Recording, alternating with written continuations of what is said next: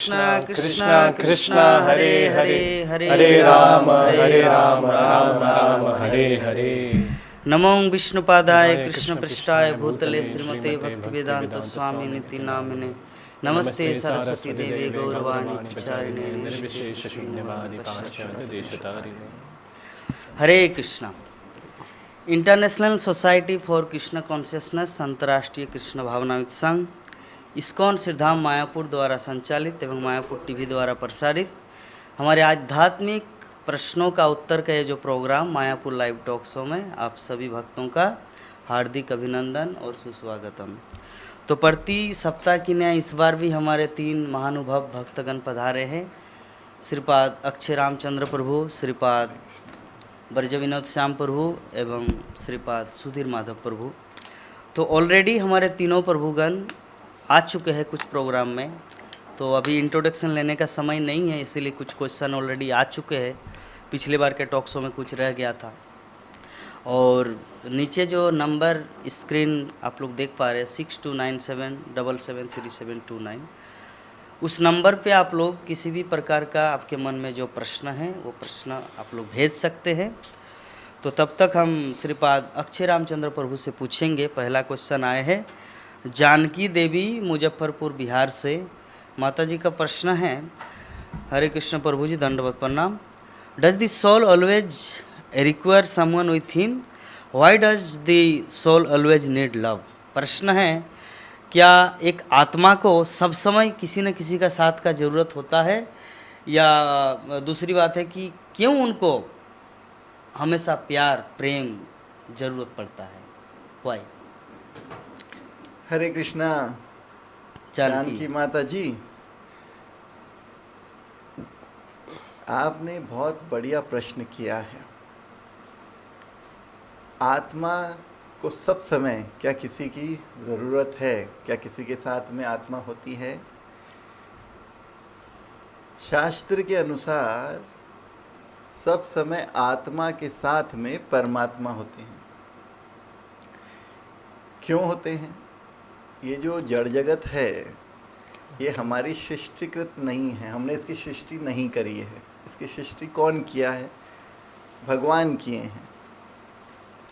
और वही भगवान सब अणु, जिसको अंग्रेजी में एटम बोलते हैं, उसके अंदर में समाये हुए हैं, और उसी के कारण ये जड़ जगत चल रहा है।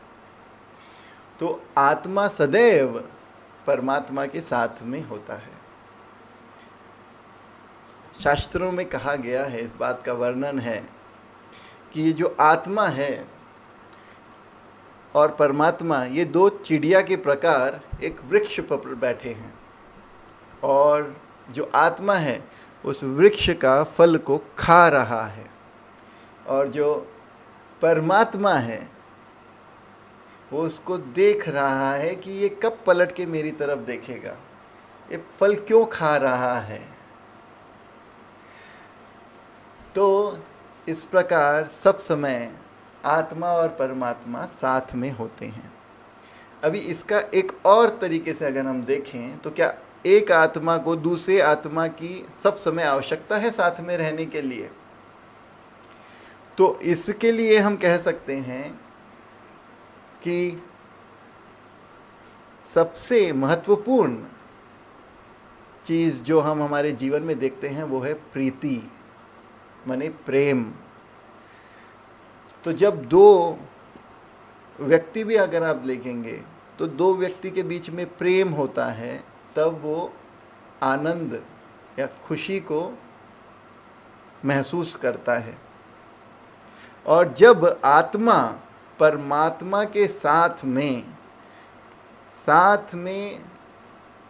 परमात्मा की इच्छा अनुसार अपने जीवन को ढाल कर जीता है, तो वह अपने जीवन में सुख को एक्सपीरियंस करता है। और ये सुख को एक्सपीरियंस करना या इस आनंद को क्यों आत्मा चाहता है? क्योंकि जो आत्मा है, श्रील प्रभुपाद जी बताते हैं, उनकी पुस्तकों में भगवान कृष्ण भी बताते हैं, वेदों में लिखा है, जो आत्मा है वो सच्चिद आनंद है। सत यानी एटर्नल, चित फुल ऑफ कॉन्शियसनेस नॉलेज, और आनंद यानी प्रेम यानी सुख की अनुभूति करना चाहता है सब समय में। उसी लिए हम सब बार बार शरीर धारण करते हैं उसी सुख की अनुभूति करने के लिए। तो जब आत्मा जिस शरीर में भी हो, वो जब अपने आप को मोड़ करके परमात्मा की तरफ देखता है, भगवान की तरफ देखता है, जिसके साथ में उसका नित्य संबंध है, तब वो अपने जीवन में सुख की अनुभूति करता है। और इसीलिए हर व्यक्ति चाहता है कि उसके साथ में कोई हो ताकि वो इस सुख की अनुभूति कर सके। इसलिए जब अगर आप अपना किसी भी रिश्ते में देखेंगे तो आप देखेंगे कि आप उनके साथ में आपका जो स्वभाव है वो सेवा का है, या तो वो आपको सेवा दे रहा है या फिर आप उनको सेवा दे रही हैं, या वो आपको सेवा दे रही है और आप उनको सेवा दे रही हैं। तो इस तरह से जब सेवा का आदान प्रदान होता है तो सुख की अनुभूति होती है। श्री रूप गोस्वामी प्रभुपाद गौड़ीय वैष्णव आचार्य ने एक पुस्तक लिखी है उपदेशामृत। उसका जो चौथा जो श्लोक है उसमें कहा गया है, ददाति प्रतिगनाति गुह्यम आख्याति पृच्छति भुंक्ते भोजते चैवा यद विधि प्रीति लक्षणम। ये जो 6 प्रकार की जो विधि है, ददाति प्रतिगनाति माने आपने किसी को कुछ भेंट स्वरूप दिया और किसी से कुछ भेंट स्वरूप लिया। गुह्यम आख्याति पृच्छति, आपने अपना हृदय खोल करके आपके मन में जो विचार हैं वो प्रकट किए और उस व्यक्ति के विचारों को आपने सुना और उसने अपने विचारों को आपको प्रकट किया। और भुंक्ते भोजते चैवा मतलब साथ में बैठ करके प्रसाद की सेवा करना। तो ये प्रीति के लक्षण हैं। अगर आप इसको सामान्य जीवन में भी देखेंगे तो आप ये देखेंगे कि जो भी मित्र होते हैं उनके साथ में क्या होता है, यही तो होता है ना, वस्तुओं का आदान प्रदान होता है। उनके साथ में आप दिल खोल करके बात कर सकते हैं, आप उनके साथ में बैठ करके खाते हैं। कहीं ऐसे सुना है कि ऐसा हम किसी के साथ में नहीं कर रहे हैं और उनके साथ में भी हमारा प्रीति का व्यवहार है? ऐसे नहीं होता है। क्यों नहीं होता है? क्योंकि ये लक्षण है। और आत्मा ये लक्षण क्यों चाहता है? क्योंकि वो सदैव आनंद की अनुभूति करना चाहता है। आनंद की अनुभूति क्यों करना चाहता है? क्योंकि जो भगवान श्री कृष्ण है वो सच्चिद आनंद विग्रह हैं और हम उन्हीं के अंश हैं। तो जो भगवान है वो हमेशा आनंद लीला में ही तो रहते हैं ना। तो क्योंकि हम भगवान के अंश हैं, हम भी चाहते हैं कि हम आनंदित रहें। तो इसीलिए मनुष्य को चाहिए कि अपना जितना भी जीवन, अपना जो भी दिनचर्या है उसको उस प्रकार से ढालें कि हम भगवान का नित्य चिंतन कर सकें और इस आनंद की अनुभूति सब समय कर सके और मृत्यु के पश्चात इसी आनंद की अनुभूति सब समय करते रहें। बहुत सुंदर। तो प्रभु जी हम सबको बताए कि क्यों एक आत्मा को सब समय किसी न किसी का साथ चाहिए। क्योंकि आत्मा होने के नाते वो, जैसे प्रभु जी एग्जाम्पल दे के समझाए, उसका सार मैं वही बोलना चाह रहा हूँ कि भगवत धाम में वो अकेला नहीं था। जैसे भगवान अपने समस्त पार्षदों के साथ रहते हैं, जैसे एक राजा अपने प्रजा मंत्री सबके साथ रहते हैं, तो आत्मा भी भगवान के साथ रहने का हैबिचुएटेड है उनका। लेकिन किसी कारण बस यहाँ पर आके गिर चुके हैं तो उनको वही मिस करते बेचारा, वही फील करते हैं।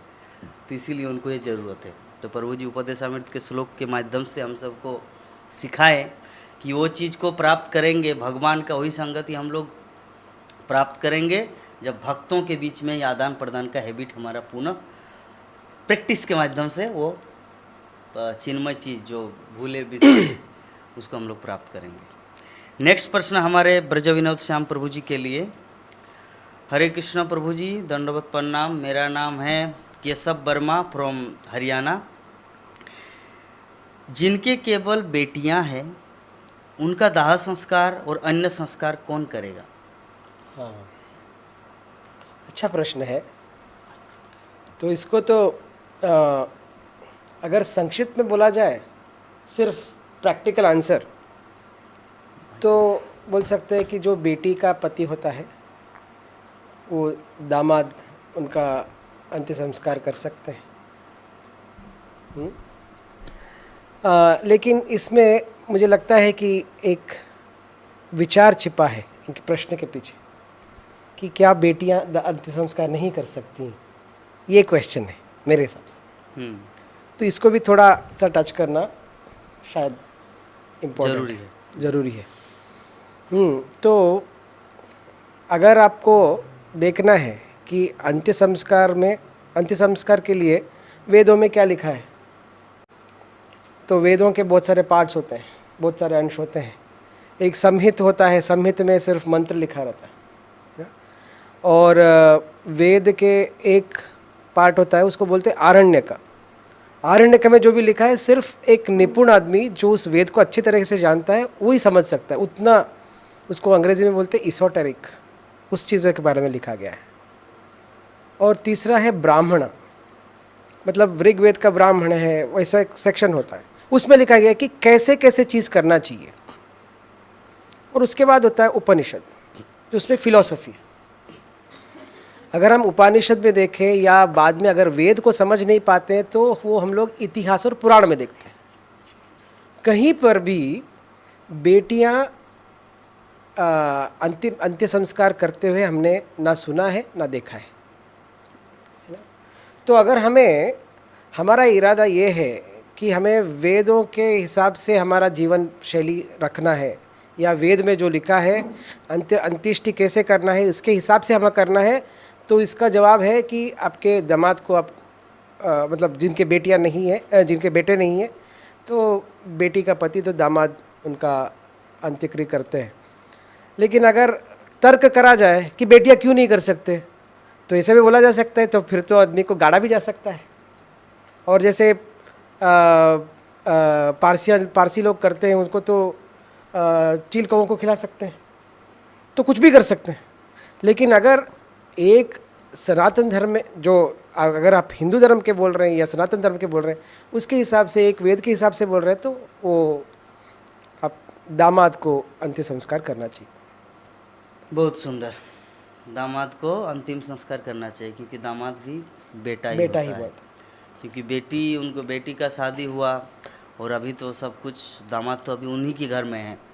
हाँ, उनके घर में हो या किसी के घर में दामाद। वैसे तो बेटी का शादी नहीं हुआ है तो भाई कर सकता है, वैसे तो है ही। जी जी, बहुत सारे ऐसे ऑप्शन। चाचा का लड़का है।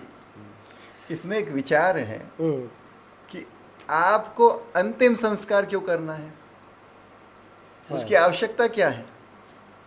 देखिए, अगर आप मानते हैं कि आप आत्मा है और शरीर तो सिर्फ कपड़ों के समान है, तो आप कपड़ों को बदल रहे हो, तो अंतिम संस्कार करने की क्या आवश्यकता है। हाँ, वैसे तो कुछ तो भी अगर हम लोग जब सोचते हैं कि नहीं अंतिम संस्कार करना है, तो कहीं ना कहीं से वो ज्ञान प्राप्त किए हैं ना।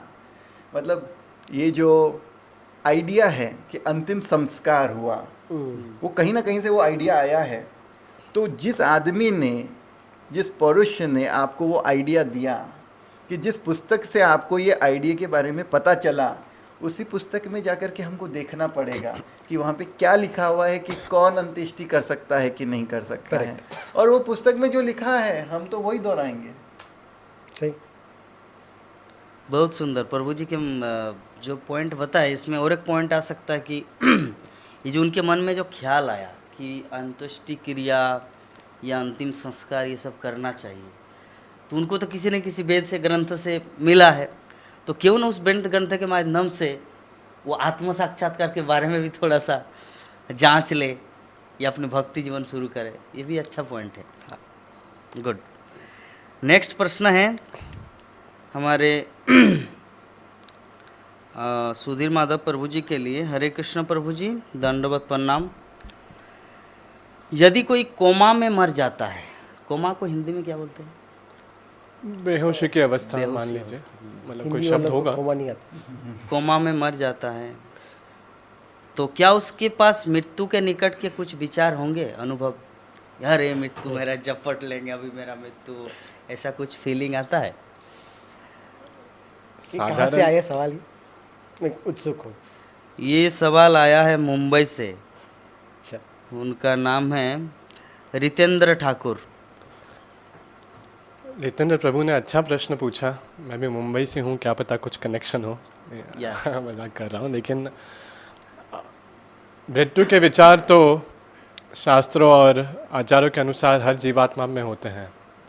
इसका एक कारण ये बताया गया है योग शास्त्रों में, क्योंकि हर जीवात्मा जन्म जन्मांतर से इस भौतिक जगत में भ्रमण कर रहा है, तो ये अनुभव मृत्यु का पहले हो चुका है। ऐसा नहीं कि मेरी मृत्यु या ये शरीर त्यागने वाला मैं पहली बार हूँ।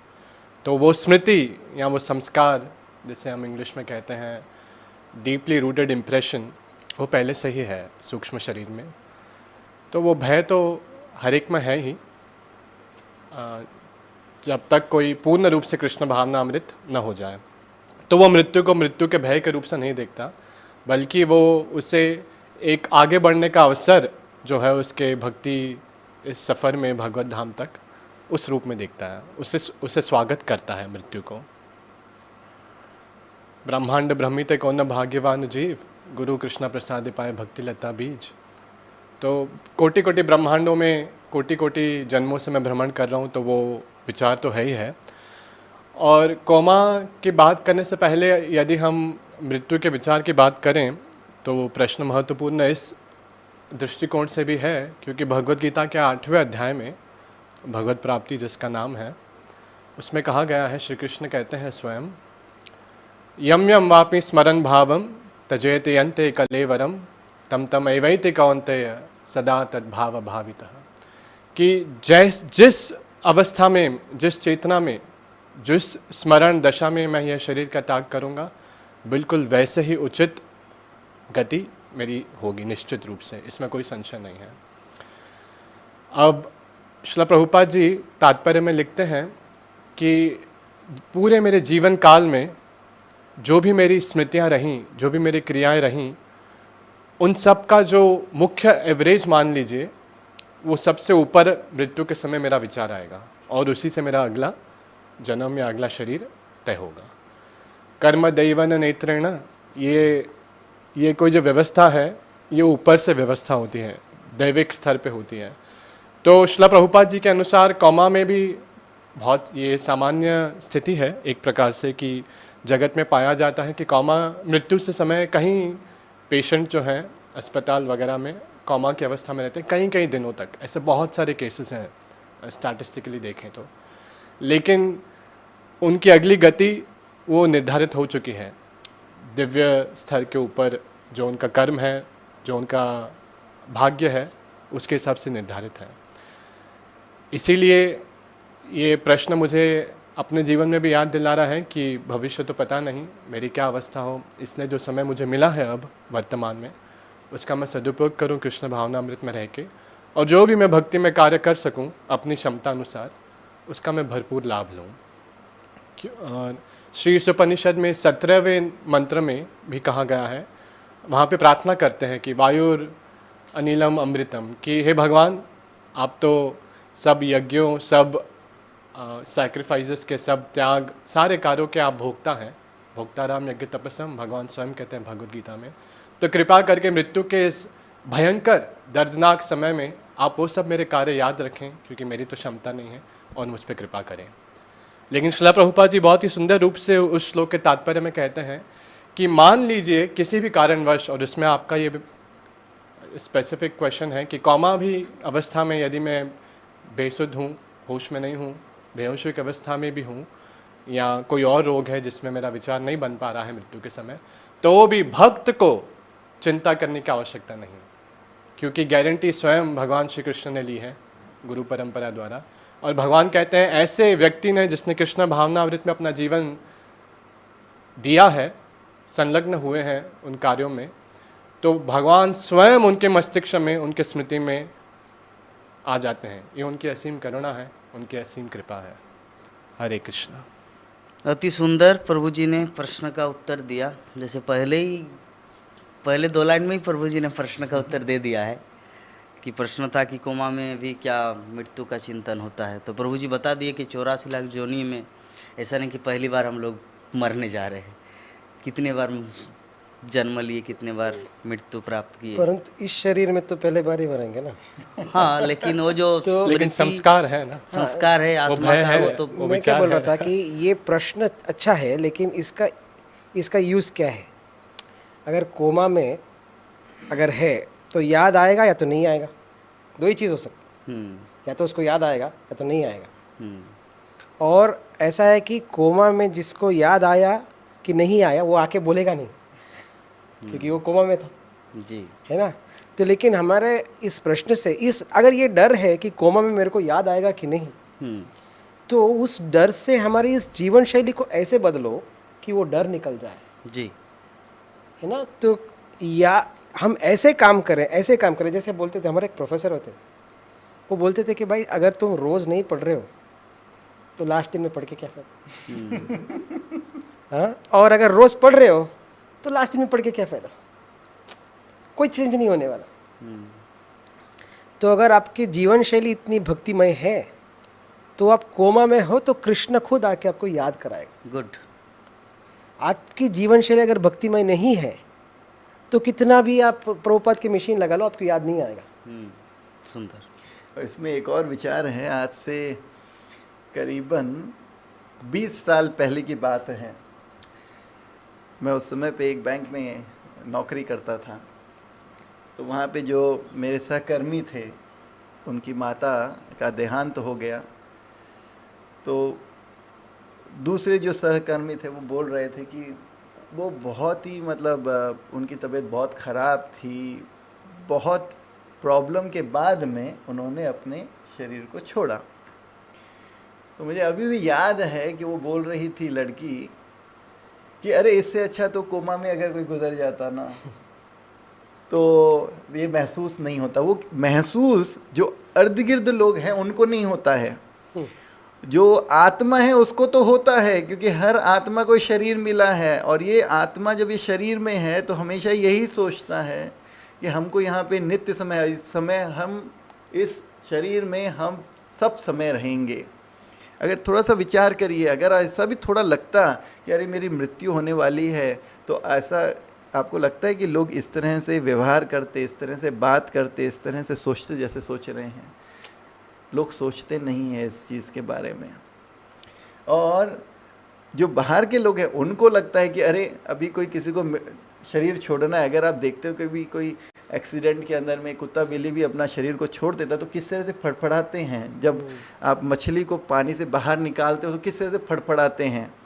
वो हमको लगता है कि अभी इनको दर्द हो रहा है, पर जब कोमा में कोई शरीर त्यागता है तो हमको नहीं दिखाई देता है।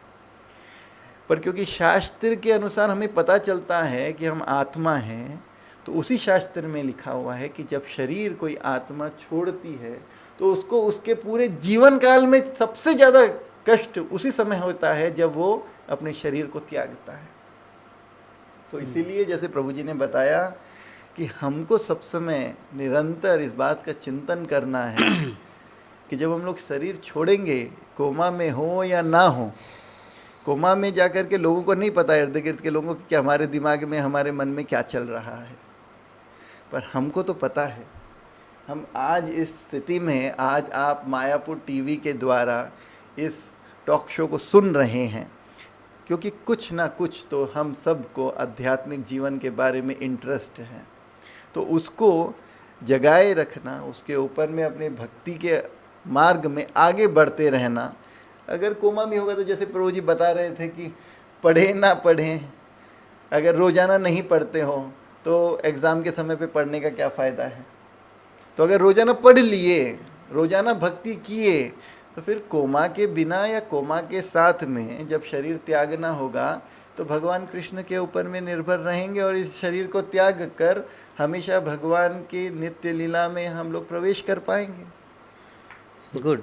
इसका मतलब तमाम तमाम दलीलों को मद्देनजर रखते हुए जो तीनों कंक्लूजन आया कि चाहे कोमा में हो या नॉर्मल हो, मृत्यु तो होना ही है, उससे कोई बच नहीं सकता।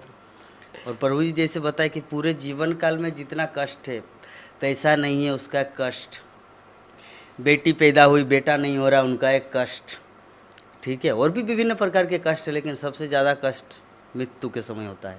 और ये श्रीमद् भागवतम के 3 स्कंद में भी इसका वर्णन आता है। कपिल देव अपनी माता देवहूति को बता रहे हैं कि जैसे 40,000 भिक्षु अगर एक साथ उनको काटे तो जो दर्द होता है वो है मृत्यु का दर्द। इसीलिए हमारे प्रभु जी ईशोपनिषद का जो 17 नंबर श्लोक का जो अनुवाद, एक बार फिर से बोलिए तो प्रभु जी श्लोक याद है? श्लोक दूसरा लाइन नहीं याद आ रहा है, हाँ, लेकिन पहला लाइन ऐसा है कि वायुरनिलम अमृतम भस्मांतरम शरीरम ओम कृतो स्मरा कृतम स्मरा। इसका मतलब कंक्लूजन में भक्त प्रार्थना कर रहे हैं भगवान से कि हे प्रभु मुझे मृत्यु रूपी ये जो ज्वाला है, ये जो दुख है, उससे मुझे बचाए। चलिए, अच्छा क्वेश्चन आया था हमारे पास। अच्छा प्रभु जी, मेरे मन में एक प्रश्न है, आप तीनों को लेकर भी हो सकते हैं। जैसे अभी जो वर्तमान में जो न्यूज आ रहा है अबाउट चंद्रयान को लेकर, जैसे हम एक न्यूज देखे कि 26 बार अमेरिका, 17 बार रसिया, चाइना 7 बार, इस तरह करके सभी देश, इवन इंडिया 2 बार ऑलरेडी हो चुके हैं। पहला चंद्रयान, सेकंड चंद्रयान, ये चंद्रयान 3 जो अभी जो 23 तारीख को छोड़े ना आंध्र प्रदेश से। तो मेरा प्रश्न, क्या ये सफल हो सकता है? प्रभु जी क्या आंसर है आपका? मेरा इसके बारे में जो विचार है वो इस्कॉन में जितने भक्त हैं उनसे थोड़ा सा विभिन्न है। देखिए, हम बहुत बार एक गलती करते हैं कि हम जो चीज़ को जिस प्रकार से अनुभव या समझते हैं, हम समझते हैं कि सब लोग उसी प्रकार से उस चीज़ को अनुभव या समझ पाते हैं। तो जो शास्त्र में चंद्र के बारे में वर्णन किया गया है वो अलग है, और जहाँ पे ये यान जा रहा है वो अलग है। तो चंद्रयान क्या सफल होगा? देखिए, एक रॉकेट को जब आप यहाँ से छोड़ते हैं, आज से समझ लीजिए 30, 40, 50 साल पहले, जब मोबाइल फ़ोन नहीं हुआ करता था, जब गूगल मैप नहीं हुआ करता था, तभी भी आप मैप तो देखे हैं ना, भूगोल तो देखे हैं। जब हम लोग छोटे थे तो भूगोल पढ़ते थे, उस समय पे तो गूगल मैप नहीं था। आज तो गूगल मैप के ऊपर माउस को लगा करके हम लोग छोटा बड़ा कर सकते हैं जी। पर जब छोटे थे तब नहीं था, एक खाली भूगोल हुआ करता था ज्योग्राफी का क्लास के अंदर में। तो हमको वो इन्फॉर्मेशन कहाँ से मिला? किसी ने हमको उस इन्फॉर्मेशन के बारे में बताया। फिर हमको ये बताया गया कि ये देखिए, ये एशिया महाद्वीप है, ये इस तरह से है। आज हम जब गूगल मैप में देखते हैं तो अलग दिखता है ना, उस तरह से तो नहीं लिखता है। और आज बहुत सारे जो वैज्ञानिक हैं वो ये भी विचार करते हैं कि जो पृथ्वी, जिसको वो लोग बोलते हैं अर्थ, वो गोल नहीं है, वो अंडे के समान है। और अगर आप शास्त्र के अनुसार, श्रीमद् भागवतम के अनुसार पढ़ें तो उसमें वर्णन जो किया गया है वो फ्लैट है।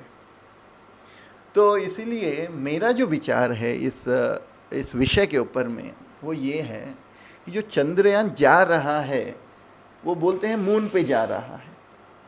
और अगर आप इसको बारीकी से पढ़ेंगे तो लोग बोलते हैं कि सैटर्न जो प्लैनेट है, जिसको हम लोग शनि ग्रह बोलते हैं, उसको अंग्रेजी में बोलता है सैटर्न है। अगर आप उसका इंग्लिश का रूपांतर करके देखेंगे तो, पर जो शनि ग्रह है वो एक ग्रह है शास्त्र के अनुसार में, वो सैटर्न प्लैनेट जैसा नहीं है। और सैटर्न प्लैनेट के इर्द गिर्द बोलते हैं अनेकों मून रोटेट कर रहे हैं, मून घूमते हैं। तो उसका क्या मतलब है कि क्या शनि देवता के भी इर्द गिर्द अनेकों चंद्रमा घूम रहा है? हम तो वैसे कभी नहीं सुने हैं ना शास्त्र के अनुसार वो ज्ञान। तो ये जो चंद्रयान जा रहा है, ये जा रहा है कहीं पर, वहाँ पे उतरेगा। पिछली बार जब गया था तो दुर्भाग्यवश वो विक्रम लैंडर जो था, यस, सेकंड वाला, वो वहाँ पे उतर नहीं पाया, क्रैश हो गया। बहुत मेहनत करके जो भारत के वैज्ञानिकों हैं उन्होंने उसको वहाँ तक तो पहुँचाया। तो इस बार शायद वो चंद्रयान जिसको मून कह रहे हैं, वो लोग वहाँ पे उतर भी जाए, वहाँ से कुछ फ़ोटो वगैरह खींच के भारत के वैज्ञानिक इतनी कोशिश किए हैं। मतलब 75 साल के अंदर में विश्व के बहुत कम ऐसे देश हैं जिन्होंने इस तरह से बाहर एक यान भिजाया है। तो वो सफलता मुझे जितना लगता है कि वो इस अपने एंडेवर में, इस कोशिश में वो लोग सफल होंगे, और जहाँ पे उन्होंने यान को भिजाया है वो यान वहाँ पे पहुँचेगा, वहाँ से तस्वीरें खींचेगा और शायद कुछ वहाँ से जो अवशेष है वो भी लेकर के आएगा। पर ये जहाँ जहाँ रहा है ना ये यान, ये मैं नहीं मानता कि ये चंद्र है जो हम शास्त्र में पढ़ते हैं। गुड। ये जो शास्त्र में हम लोग पढ़ते हैं कि चंद्र देवता वहाँ पे रहते हैं, ये वो जगह नहीं है। ये मेरा विचार है। ओके। इस ब्रजविनोद प्रभु आपका? हरे कृष्ण। जीव गोस्वामी बोलते हैं ऋषि या मुनि, उसको ऋषि या मुनि नहीं बोला जाता अगर वो दूसरे ऋषि और मुनि से भिन्न ना हो। तो मैं अक्षय रामचंद्र प्रभु को क्षमा मांगते हुए मैं अपने भिन्न विचार को प्रकट करना चाहता हूँ। ये चंद्र तो है, लेकिन प्रभुपाद क्या बोलते हैं? हाँ, हमें एक बहुत सारे चीज़ों के बारे में प्रभुपाद ने बोला है, लेकिन उनका जो बातें हैं बहुत सारे बार हम लोग ऐसे सोचते हैं कि प्रभुपाद ने बोला था कि पिछले बार अमेरिका ने चंद्रयान किया नहीं, ऐसा बोलते हैं। ऐसा नहीं, प्रभुपाद ने क्या बोला है कि अगर वे जाएंगे तो भी टिक नहीं पाएंगे। क्या हासिल किया?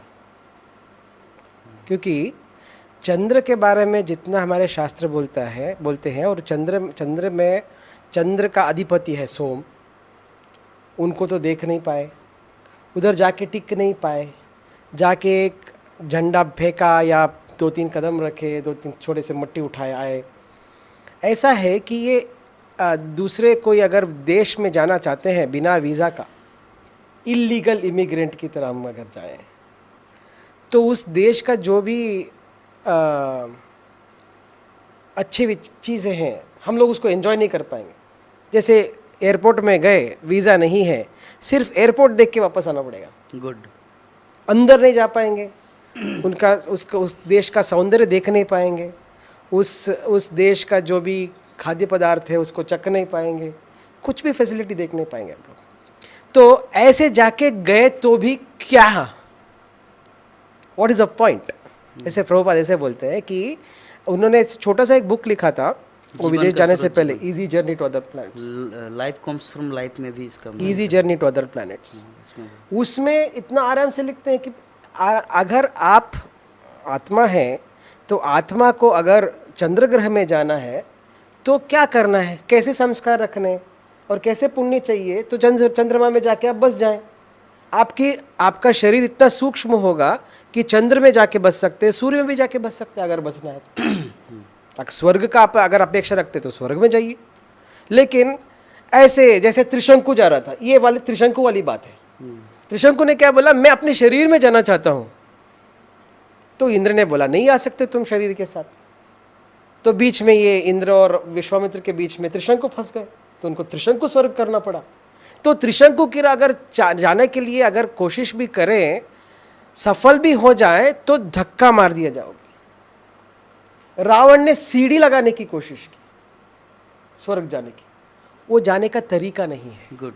तरीके से जाएंगे तो चंद्रमा भी आपको परमानेंट रेजिडेंटशिप मिल जाएगा। वेरी नाइस, है ना। लेकिन ये जैसे जा रहे हैं जाने दीजिए, लेकिन अच्छी बात है, वैज्ञानिक सफलता है, वहाँ तक जा पाए, मशीन से जा पा रहे हैं, बहुत अच्छी बात है।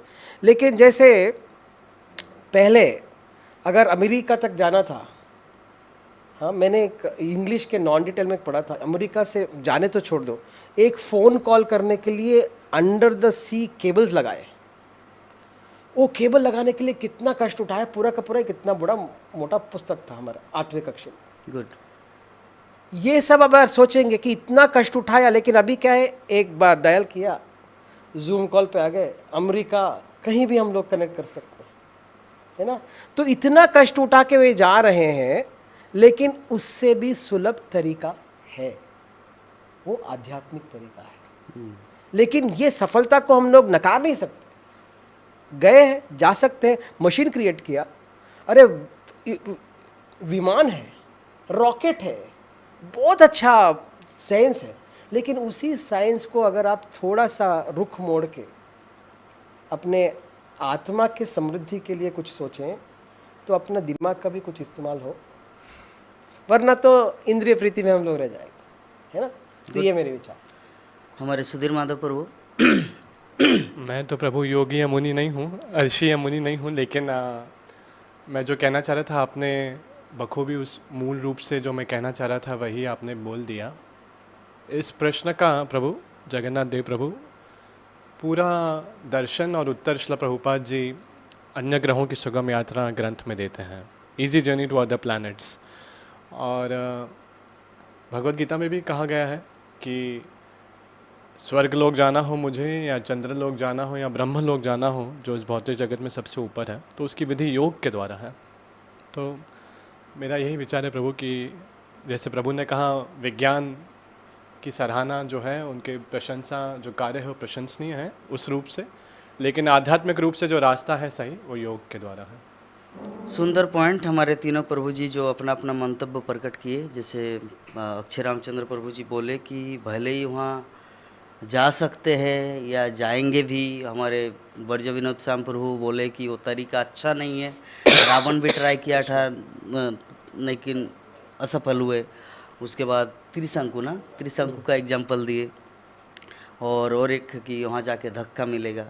और एयरपोर्ट का भी सुंदर एग्जाम्पल दिए कि एयरपोर्ट में जाएंगे लेकिन वहाँ से आपको मतलब जस्ट एयरपोर्ट देख के आना पड़ेगा क्योंकि वीज़ा नहीं है। और प्रभु जी भी हमारे सुधीर माधव प्रभु जस्ट रिकमेंड किए। तो इस संबंध में मुझे कल जो मैंने स्टडी किया 2013 में ये ग्रंथ में पढ़ा था, जीवन का स्रोत जीवन का लाइफ कम्स फ्रॉम लाइफ, जो डॉक्टर थर्डम सिंह अर्थात भक्ति दामोदर स्वामी महाराज जो वैज्ञानिक है, तो उन्होंने एक एक करके प्रभुपाद को प्रश्न किया और श्रील प्रभुपाद एक एक करके उनका जवाब दिया। तो 2013 में जो हम पढ़े थे उसमें तो पूरा कॉन्विंस हो गई, तो इसको ना आया कि ये वैज्ञानिक सब मतलब नॉट परफेक्ट नॉलेज देने वाले व्यक्ति नहीं है, थोड़ा अध कचरा ज्ञान है उनके पास, लेकिन श्रील प्रभुपाद के पास पूरा ज्ञान है। तो इसी संस्था में जाना ही, तो इसी कारण आज तक तो मैं कितने सारे लोगों का इंटरव्यू लिया लेकिन कोई मेरा इंटरव्यू नहीं लिया। तो यही कारण था, प्रभुपाद के पास वो नॉलेज है आध्यात्मिक ज्ञान, तो इसके कारण आया। तो जब मैं परसों को इसका लाइव देख रहा था, जो चैनल है इसरो ऑफिशियल चैनल यूट्यूब का, तो उसमें लाइव देख रहा था कैसे रॉकेट छूट गया, फिर ऑस्ट्रेलिया में एक कोई चीज़ गिरा। तो उस संबंध में मैंने सोचा कि ये क्या सफल होगा। तो उसमें और एक क्लिप्स आया यूट्यूब में तुरंत, एक दूसरा वीडियो जिसमें उल्लेख है कि 26 बार असफल हुए अमेरिका चंद्रयान में, रसिया असफल हुआ 17 बार, चाइना का अलग अलग उदाहरण दिया, और इंडिया 2 बार असफल हुई, तीसरा नंबर है। तब मैं प्रभुपाद के जो जीवन का स्रोत जीवन में जो पर्टिकुलर चैप्टर है ना प्रभु जी, तो उसमें बताया गया कि चंद्रमा कभी भी वैज्ञानिक लोग कभी भी चंद्रमा नहीं गए या नहीं जा सकते हैं। तो उसमें भक्ति स्वरूप दामोदर महाराज एक करके प्रश्न कर रहे, तो श्रील प्रभुपाद जो पहला क्वेश्चन का जो उत्तर दिए कि वो लोग कभी जा नहीं सकते, इतना दिन असफल रहे और भविष्य में भी असफल होते ही रहेंगे, ऐसा एग्जैक्ट वर्ड, भविष्य में भी असफल होते रहेंगे। तो श्रील प्रभुपाद एक ऐसे व्यक्ति विशेष है जिनका एक वाणी एक वचन भगवान श्री कृष्ण को पूरा करना पड़ा। 1965 में जब गए अमेरिका और एक व्यक्ति बेंच में बैठे थे, इसको इस्टेब्लिश हुआ ही नहीं था, और प्रभुपाद भविष्यवाणी कर दिया इतने बड़े बड़े मंदिर है 108 पूरे विश्व में, हजार लाखों भक्त है। उस समय इसको इस्टेब्लिश भी नहीं हुआ। तो जब ऐसे व्यक्ति मतलब भविष्यवाणी कर दिए और हो गया, तो वही व्यक्ति ये चंद्रयान के विषय में भी भविष्यवाणी किया था कि आज तक असफल होते गए और भविष्य में भी ऐसा असफल होगा। और क्यों असफल होते गए और क्यों असफल होंगे, देखिए जो शास्त्र के अनुसार हमें ज्ञान मिलता है चंद्र ग्रह के बारे में, वो विभिन्न है जो हम हमारे वैज्ञानिक की जो पुस्तक में पढ़ते हैं। तो ये मुझे बहुत उम्मीद भी है और मैं आशा भी करता हूँ कि ये जो भारत का चंद्रयान 3 है ये सफल होगा, ये जाएगा जहाँ जा रहा है। मुझे याद है जब मैं छोटा था तो लोग बोलते थे मैं फ़ॉरेन जा रहा हूँ। मेरे जो स्कूल पे लड़के पढ़ते थे साथ में, वो लोग बोलते थे मैं फ़ॉरेन जा रहा हूँ। तो उस समय पे मुझे लगता था कि अब फ़ॉरेन बोल रहा है तो शायद अमेरिका जाता होगा, फिर पता चला नेपाल जा कर के आ जाता था। तो उसी तरह से हम लोग जो चंद्र ग्रह शास्त्र में पढ़ते हैं, वो चंद्र ग्रह, मैं ये मानता हूँ कि ये चंद्र ग्रह जहाँ पे ये वायुयान जा रहा है ये अलग है। और दूसरा क्या एग्जाम्पल? दूसरा ये जो त्रिशंकु की कहानी है, ये बहुत रोचक कहानी है। देखिए, त्रिशंकु ऐसे एरोप्लेन लेकर के कहीं नहीं गया था। त्रिशंकु किसी की शक्ति के आधार पर ऊपर गया था, पर उसी शरीर में गया था। वो शक्ति जो थी वो त्रिशंकु की अपनी नहीं थी, वो योग साधना से प्राप्त की हुई शक्ति विश्वामित्र की थी, है ना। तो उसके पीछे क्या था, वो चंद्र, वो जब स्वर्ग जाना चाहता था तो शास्त्र के अंदर में लिखा हुआ है कि फलान जगह को स्वर्ग कहते हैं, वहाँ पे इंद्र रहते हैं और वहाँ पे अपने खुल करके आप इंद्र तृप्ति कर सकते हैं। तो वहाँ पे जाने के लिए उसको क्या चीज़ की आवश्यकता पड़ी, उस योग साधना से प्राप्त की हुई शक्ति की आवश्यकता पड़ी, जो योग साधना शास्त्र में लिखी हुई है। तो उस तरह से अगर आप देखेंगे तो वो शास्त्र के अनुसार जो योग साधना विश्वामित्र ने की, उसके द्वारा जब उसको ऊपर भिजाया गया, क्योंकि वो उसी शरीर में था, उस जो हमको भौतिक जगत में हमको जो शरीर मिलता है, जो स्वर्ग में जाते हैं शरीर अभिभिन्न होता है। तो उसको उसी शरीर में जब भिजाया गया तो उसको वापस नीचे ढकेल दिया गया कि तुम नीचे जाओ। तो ये जो चंद्रयान जहाँ पे जा रहा है, मुझे लगता है जैसे बचपन में हमने सुना, उसी तरह से ये जा रहा है, बाहर जा रहा है पृथ्वी के, और इस ऐसी जगह जा रहा है जहाँ पे विश्व के बहुत जो गिने चुने जो देश हैं वही लोग जा पाए हैं। तो इसमें अपने आप में जो भारत के वैज्ञानिक हैं, मैं समझता हूँ कि उनके लिए बहुत ही एक गर्वपूर्ण बात है, जितने भी भारतीय नागरिक हैं उनके लिए, कि हमारा देश इतने विश्व में जो 160-170 जो देश हैं उनके बीच में एक विश्व शक्ति का अनुभव कर सकते हैं। पर ये जो शास्त्र में लिखा हुआ है चंद्रयान, चंद्र ग्रह, वो ये वहाँ नहीं जा रहा है। और इसमें प्रेमांजन प्रभु हमारे श्रीमद् भागवतम क्लास में बहुत बार इसका भी उल्लेख किए है कि गूगल में आप लोग सर्च करेंगे, वी आर नेवर वेंट, ऐसे करके ऊपर एक यूट्यूब में एक आर्टिकल आता है कि हम लोग कभी मतलब चंद्र गए ही नहीं। बाद में 20 साल बाद पहले जब वहाँ से मिट्टी लाया, वहाँ से सब कुछ, तो कि हम लोग चंद्र से ये मिट्टी लाया, और बाद में जब वो फेक निकला तो वो लोग के दूसरा यूट्यूब का चैनल में बनाए कि हम लोग चंद्र ग्रह नहीं पहुँचे। एक कहीं पर एक शूटिंग किया गया था वो प्लेस वहाँ से। तो ऐसा भी हो सकता है, जैसे प्रभु जी बारंबार 2-3 बार जो रिपीट किए चीज़ को, कि हो सकता शास्त्रों में जो चंद्र है वहाँ तक न पहुँचे। और शिला प्रभुपाद पुस्तक में और एक चीज़ वर्णन किया है कि चंद्रमा तक पहुँचने के लिए सूर्य क्रॉस करना पड़ेगा, सूर्यदेव को क्रॉस करके ही आप चंद्रमा तक पहुँच सकते हैं। तो सूर्य, अभी जो गर्मी का दिन है, अभी हमारा प्रभु जी कुछ देर पहले बोले कि ये लाइट एक कम करने से नहीं चलेगा। जब एक साधारण लाइट का सहन शक्ति, तो सूर्य तो कितना बड़ा है, और ऐसे सूर्य को क्रॉस करके चंद्रमा तक जाना पड़ेगा। सो इट्स, इस शास्त्र के अनुसार जो पृथ्वी है वो सूर्य के चारों ओर नहीं घूमती है। जो हम लोग भगवत शास्त्र पढ़ते हैं उसके अनुसार पृथ्वी स्थिर है, सूर्य देवता अपने रथ रूप में पृथ्वी के चारों ओर घूमते हैं। ये हम शास्त्र में पढ़ते हैं। तो इसको ना थोड़ा ध्यानपूर्वक हमको समझना है। हम सोचेंगे कि फ़ॉरेन जा रहे हैं, तो हाँ फ़ॉरेन जा रहे हैं, पर ये अमेरिका नहीं जा रहे हैं। बहुत सुंदर। ये जो पॉइंट है, जो भक्तगण समझ गए वो हंसे, जो हमारे सिद्धार्थ प्रभु भी हंसे कि बचपन में उनका एक फ्रेंड बोलता था कि मैं फ़ॉरेन जाऊंगा। फ़ॉरेन मतलब अमेरिका। हाँ, रियली में अभी यहाँ पे रात है, मतलब वहाँ दिन है।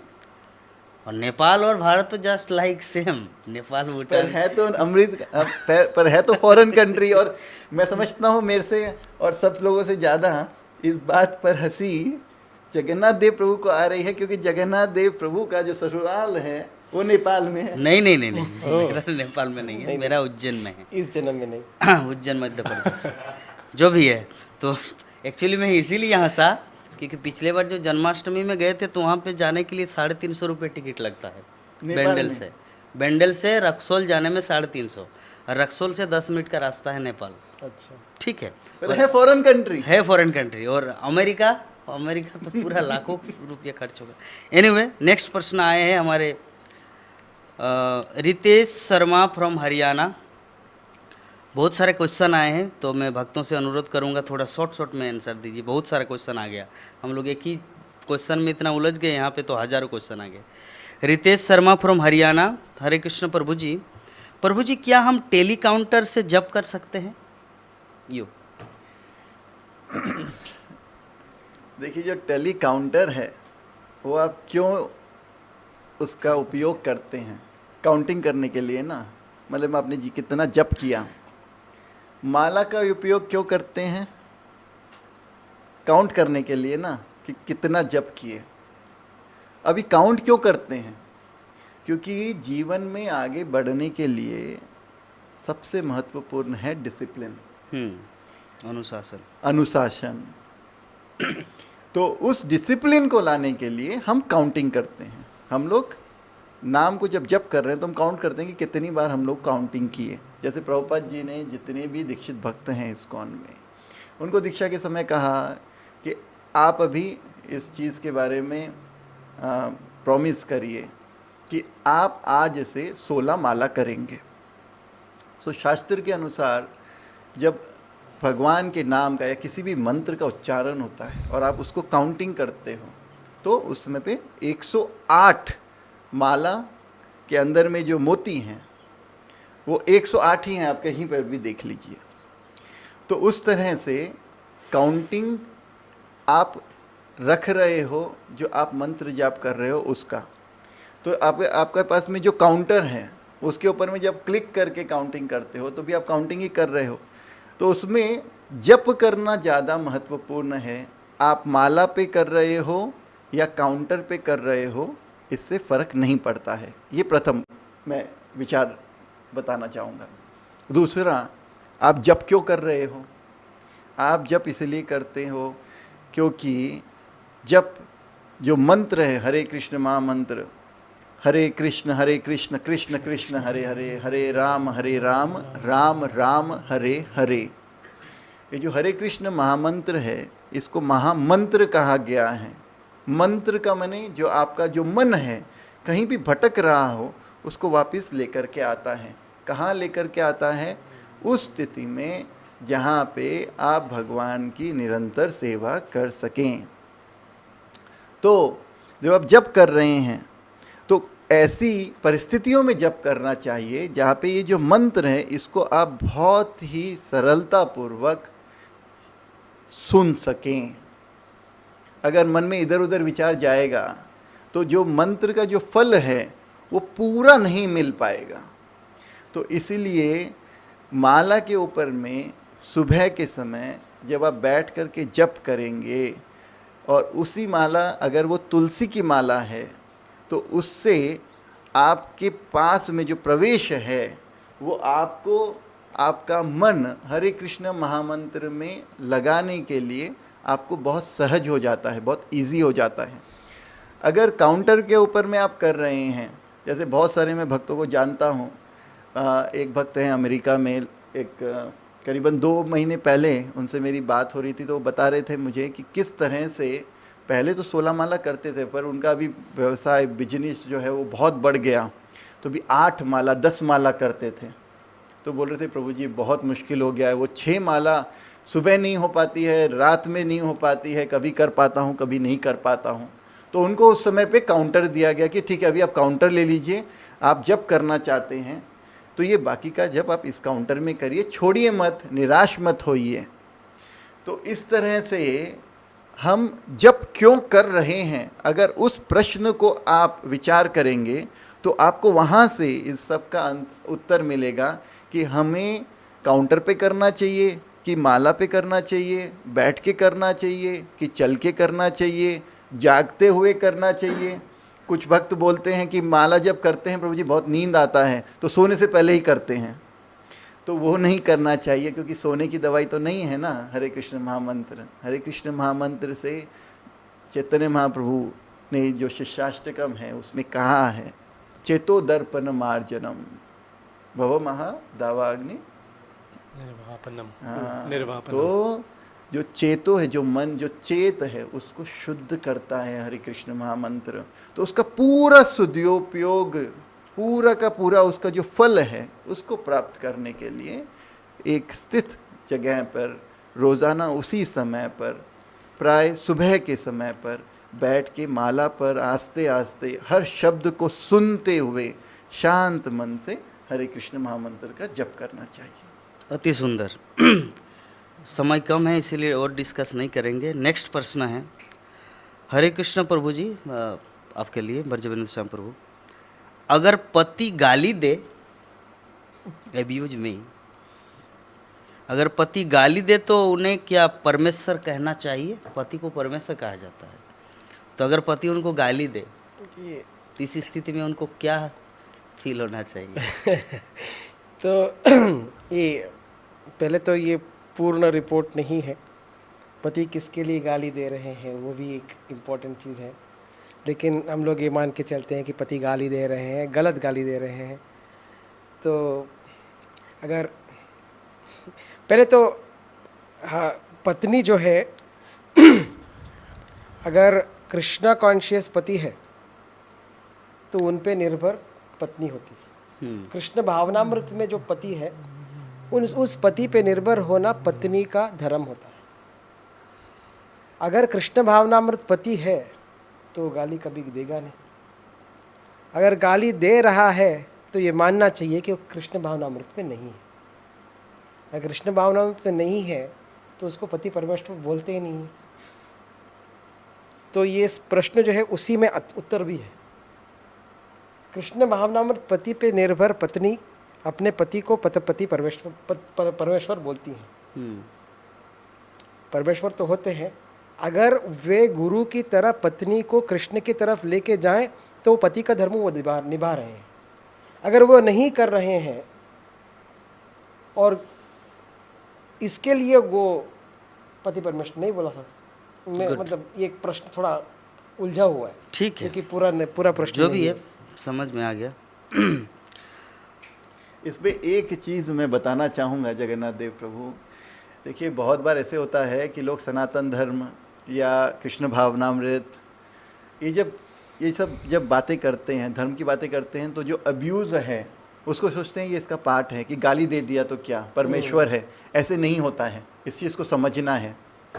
जो धर्म आदमी को ये बताता है कि वो आत्मा है और उसका धर्म ये है कि वो भगवान की निरंतर सेवा करे, वो धर्म कैसे उसको बता सकता है कि वो किसी और व्यक्ति का या किसी और आत्मा की अपेक्षा कर सके? ऐसे नहीं होता है। तो ये जो भक्त है उसको ज़्यादा केयरफुल रहना चाहिए, और जो भक्त नहीं है आपको समझना है कि वो उनके अपनी डिफ़िकल्टी के थ्रू जा रहा है। शास्त्र में बहुत बार ऐसी चीज़ों का वर्णन किया गया है जिसको उस कॉन्टेक्स्ट में समझना बहुत ज़रूरी है। परम ईश्वर, परमेश्वर, ईश्वर वो है जो कंट्रोल करता है, जो आपको आपकी सब सुविधाएं प्राप्त करवाता है, आपके ऊपर में जिसका नियंत्रण है। परम ईश्वर वो है जिसका आपके ऊपर में सबसे ज़्यादा नियंत्रण है। तो वो व्यक्ति जो आपको इस भौतिक जगत से बाहर जाने में, भगवान श्री कृष्ण के चरणों में, भगवत धाम जाने में आपको जो हेल्प करता है वो परमेश्वर है।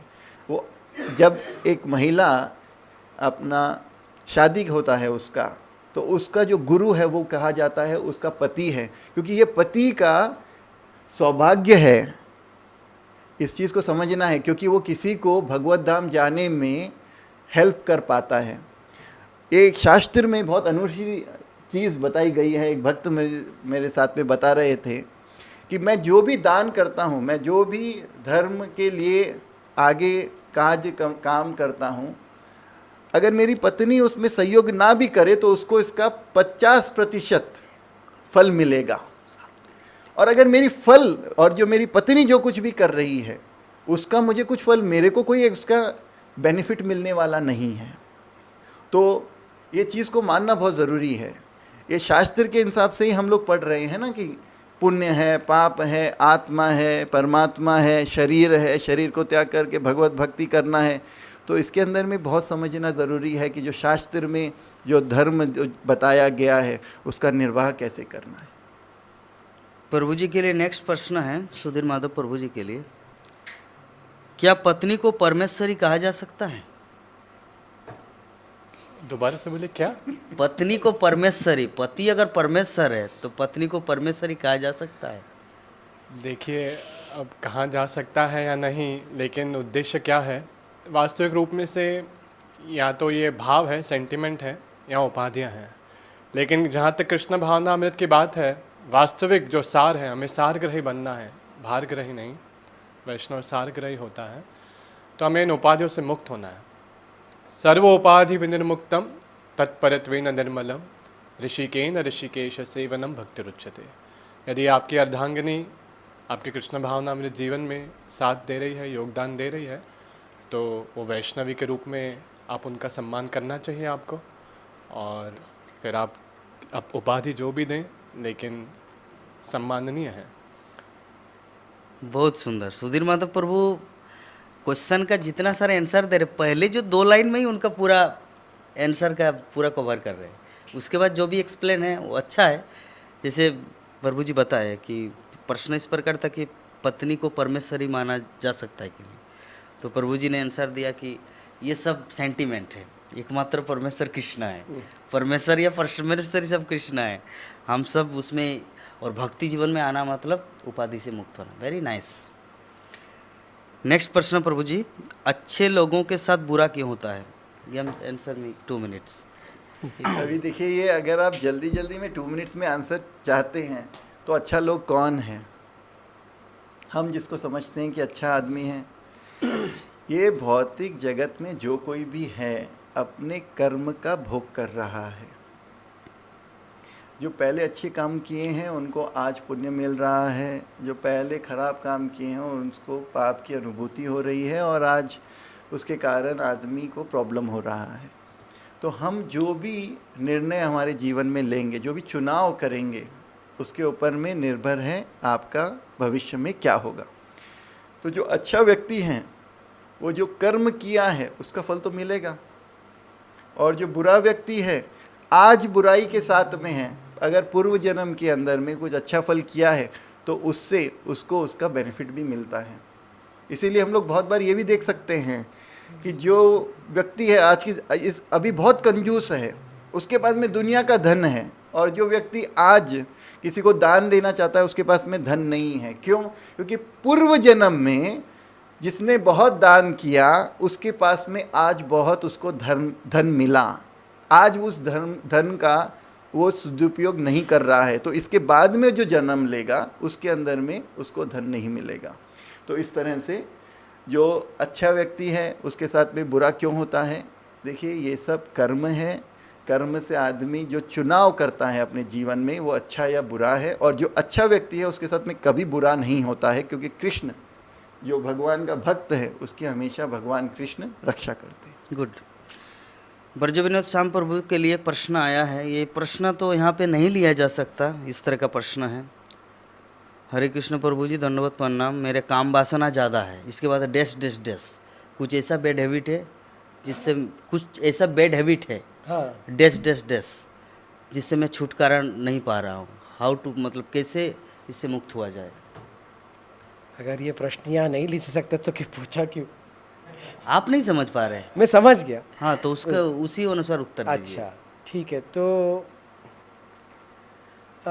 काम वासना जो है वो शास्त्र में बोला गया है कि जब तक इस शरीर से छुटकारा नहीं होता, और जब आत्मा जब तक भाव तक नहीं चला जाता, तब तक अपना जो क्लेश हैं, काम क्रोध लोभ मोह मद मत्सर्य, ये निष्ठा से आगे जाने के बाद भी, रुचि के आगे जाने के बाद भी वो थोड़े से वो कर्ण रहता है। तो अगर छुटकारा ही पाना है तो इस्कॉन में तो एक ही मंत्र है, हम उसी को जप करते हैं, और उसी को निरंतर जप करने से धीरे धीरे करके जो अधो श्रद्धा है उससे साधु संग ज़्यादा बढ़ाएं, और चैंटिंग ज़्यादा करेंगे तो धीरे धीरे वो अनर्थ निवृत्ति होती है और बाद में रुचि और निष्ठा के बाद रुचि भाव उसकी तरफ जा सकते, तो काम वासना कम होती। तो ये संक्षिप्त में इतना ही आंसर है, क्योंकि इतने से इसमें तो बहुत बड़े बड़े सेमिनार दिया जा सकता है, तो 2 मिनट में इतना ही बोल सकते हैं। गुड। मैं इसके ऊपर में सिर्फ 30 सेकंड में कुछ कहना चाहूँगा, अगर आपकी आज्ञा हो जगन्नाथ देव प्रभु। ऐसा ही एक प्रश्न मैंने एक बार इस्कॉन के एक वरिष्ठ सन्यासी से पूछा था, तो उन्होंने बताया पूरे अगर जीवन को अगर आप ढाल करके देखोगे कि मुझे ये 40 साल 50 साल तक ऐसे करना है, तो शायद नहीं कर पाएंगे। बहुत सारी बुराइयाँ दिमाग में है ना। आज के दिन मत करिए, आज सुबह से लेकर के रात में 12 बजे तक मत करिए। कल सुबह उठ करके फिर से निर्णय लीजिए, कल निर्णय लीजिए, अभी उसके बारे में मत चिंतन करिए। मतलब प्रभु जी बोलने का भाव है कि जैसे आपने जो पहले क्वेश्चन के आंसर में दिया अनुशासन, मतलब अनुशासन में अगर कोई व्यक्ति रहेंगे तो कोई भी चीज़ का समाधान हो सकता है। नहीं, ये बहुत अच्छा पॉइंट बोला बुरीजन प्रभु। अपने जो बुक है जपा, उसमें हमारा जपा करने के लिए एक टेक्निक देते हैं, संकल्प और एक ही मंत्र का संकल्प। मतलब अगर हमें 16 माला जपना है तो पूरा 16 माला पूरा कंसंट्रेशन के साथ जपने नहीं होगा।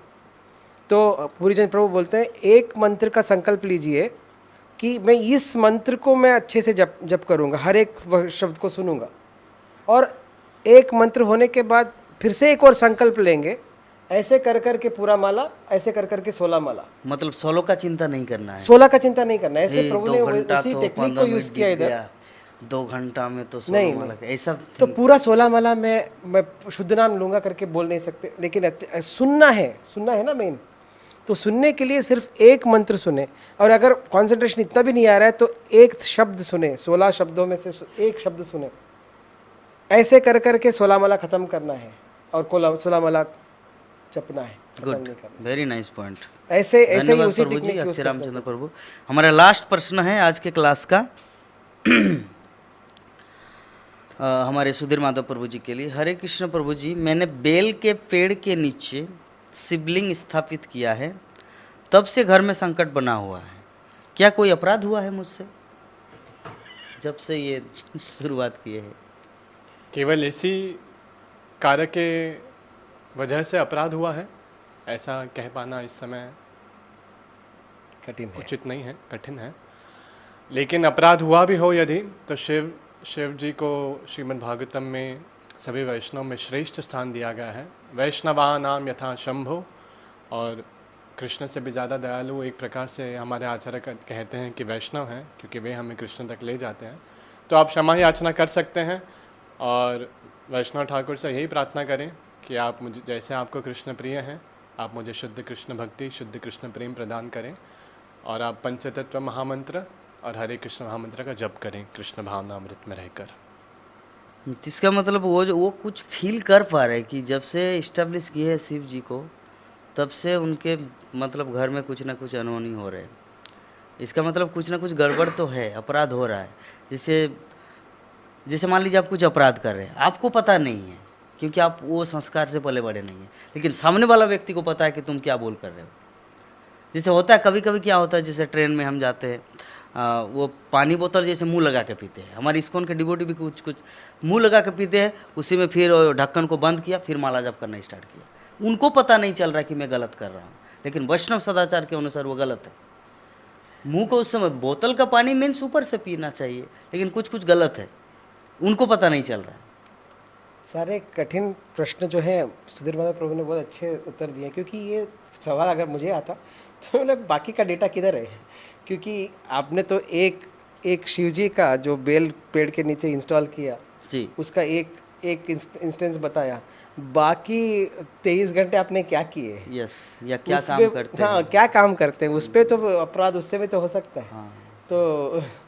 तो ये हाँ, बहुत कठिन है बोलना। Good point. जैसे कोई मान लीजिए कसाई खाना खोल के मतलब जीव हत्या कर रहे हैं, और यहाँ पे पाप से मुक्त होने के लिए एक ड्रामा स्टार्ट किए, भी हो सकता है। ड्रामा करके नहीं बोल सकते, ऐसा भी कंक्लूड नहीं कर सकते, वैसा भी नहीं कंक्लूड कर सकते। हाँ। लेकिन इसमें डेटा कम है, इतना देखिए अभी इसके ऊपर में एक विचार है कि सबसे ज़्यादा महत्वपूर्ण अभी ये है कि आप चाहते हैं आपके जो घर के अंदर में, संसार के अंदर में थोड़ी शांति हो, करेक्ट? तो उसके लिए अभी क्या करना है उसके ऊपर में विचार करिए, उसके ऊपर में जप करिए, श्रीमद् भागवत गीता पढ़िए, श्रीमद् भागवतम पढ़िए। अगर आपको लगता है कि वो बेल के पेड़ के नीचे आपने शिवलिंग की स्थापना की, उसके लिए ये हो रहा है, तो बेल के पेड़ के नीचे शिवलिंग के पास में नीचे बैठ करके आप वहाँ पे भगवत गीता श्रीमद् भागवतम का उच्चारण करिए, सब ठीक हो जाएगा। हरे कृष्ण। बहुत सुंदर। तो प्रभु जी, सुधीर माधव प्रभु जी एंड ब्रज विनोद श्याम प्रभु जी, सबका यही कंक्लूजन है कि हो सकता है शिव जी के चरणों में आपके पूजा विधि में कुछ गड़बड़ हो या जो भी है, लेकिन हरे कृष्ण महामंत्र भगवत गीता भागवतम आप वहाँ पे शिव जी के पास पाठ कीजिए, तो शिव जी आपका कितना भी गलती हुआ हो क्षमा कर देंगे, क्योंकि आप अभी भगवान कृष्ण के भक्त बन गए हैं। तो इसी के साथ आज का जो हमारा प्रोग्राम है, आज की जो कथा है, यहीं पर हम लोग विराम देंगे। आप सभी भक्तों को बहुत बहुत धन्यवाद जो इस कथा को, इस प्रोग्राम को आप लोग वॉच किए और इतना सारा क्वेश्चन सेंड किए हैं, भेजे हैं। तो विराम देते हैं यहीं पर। हरे कृष्णा कृष्णा कृष्णा हरे हरे, हरे राम राम राम हरे हरे। जय जगत गुरु शिल प्रभुपाद की जय। ग्रंथरा श्रीमद् भागवत महापुराण की जय। श्री श्री नवद्वीप मायापुर धाम की जय। अनंत कोटि वैष्णव भक्त बिंद की जय। समवेत गौर भक्त बिंद की जय। निताय गौर प्रेमानंद। हरि हरि बोल। वांछा कल्पतरु